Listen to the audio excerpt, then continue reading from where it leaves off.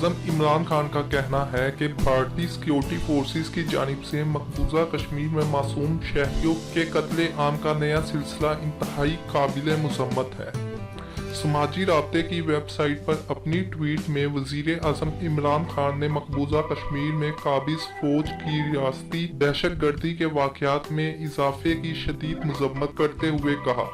कि भारतीय security forces की जानिब से मकबूजा कश्मीर में मासूम कश्मीरियों के कत्ले आम का नया सिलसिला इंतहाई काबिल मज़म्मत है। वज़ीर आज़म का कहना था कि वक्त आ गया है कि भारत अक़वाम मुत्तहिदा की सलामती कौंसिल की करारदादों और कश्मीरी अवाम की उम्मीदों के मुताबिक बातचीत के जरिए मसला कश्मीर के हल की जानिब पेशरफ्त एहसास करे। वाज़िया रहे, मकबूजा वादी में काबिज फौज गुज़िश्ता कई रोज़ के दौरान 2 दर्जन से ज़ायद कश्मीरी अवाम को शहीद कर चुकी है।